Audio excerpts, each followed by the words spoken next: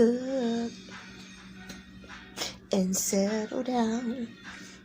And I want to cook with you. Let's chill. Let me stop. We're gonna make some jerk chicken, y'all, and some Caribbean sides.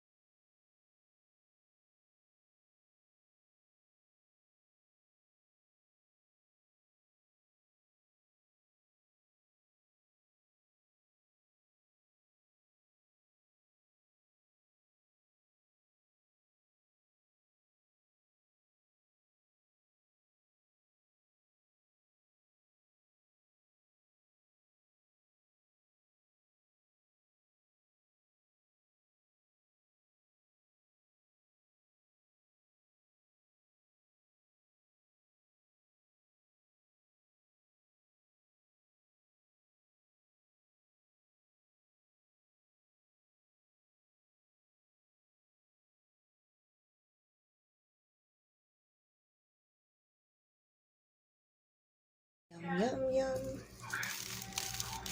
I like mine spicy, so.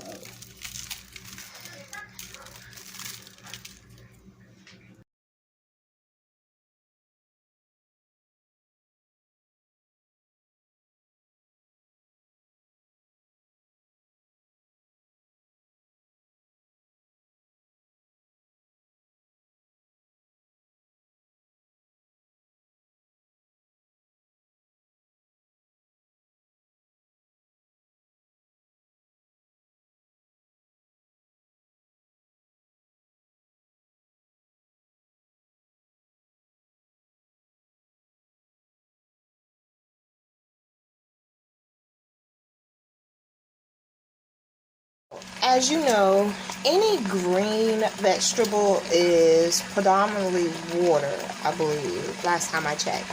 So, just like spinach, collard greens, cabbage, like this, wait until half of this is wilted down first. See how much is in here? Wait until it's wilted down some before you start to put in like any excess oil or like butter or seasoning and stuff like that. Only reason being is because the taste changes the longer it cooks, so just keep that in mind.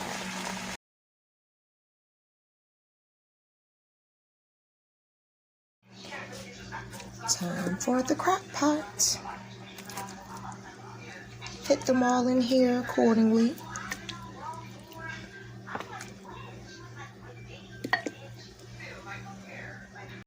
Squeeze the lime, both sides, on top of your jerk chicken.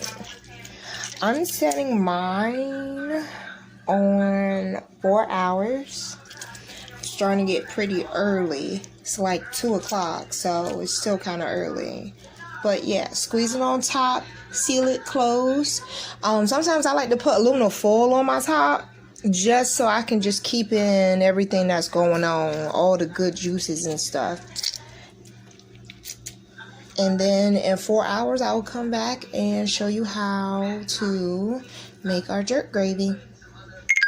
So this is going to be for our jerk gravy. This is Stella Bistro Foods dresses and coats. This is the dressing. This is the jerk gravy, which will be coming to the website pretty soon. And the Etsy shop. We're just going to pour this over our jerk chicken that is in the crock pot. And this is going to ultimately blend and come together and marry those flavors from all of the Caribbean spices, the allspices, the cloves, you name it. So put this in there and then put your foil back on top where it needs to be on your crock lid. And just let this thing do what it do. This is what it looks like. Let me see if I can turn the light on. Okay, so this is what it looks like, okay? Don't fret, don't freak out or whatever, because this is going to thicken up as it cooks. So the next time we come in here to check on it, it's going to be a reduction as far as like how far up it is. So just put your lid on top, put your foil back on, and get the hell on. Set a timer and then get the hell on. Now add your spices. You see how much is wilted down? It was like up here in the beginning. Now it's wilted down. So now it's okay for you to add a little bit more of your spices and everything. Or if this is the time frame where you will want to just add your chicken broth and just make it, you know, kind of like boiled cabbage, you can. But with my jerk chicken that I do, I like to fry my cabbage. I like to fry all my vegetables. And then over here, these are our pinto beans that I am in the midst of simmering. If you choose not to want to have pinto beans out overnight soaking, you can also just grab like the Zatarain's dirty rice, or you can grab our mind wandering meals and jerk chicken dinner or a jerk skillet dinner, and that will cut your time down to like only 30 minutes. Like I said, I'm doing this early because it's Sunday. So these beans are probably, I like for them to go for a minute, because whatever pinto beans I don't use, I actually puree them and I eat them as refried beans throughout the week. So I'm going to let these do what they do for maybe like 2 hours. Needless to say, by dinner time, these bad boys are going to be awesome. Wow. Ooh, it's steamy in there. Alright, so that's my honey butter cornbread with a little bit of autumn flare spice, a little maple syrup. And, woo, this is still a little hot, a little warm.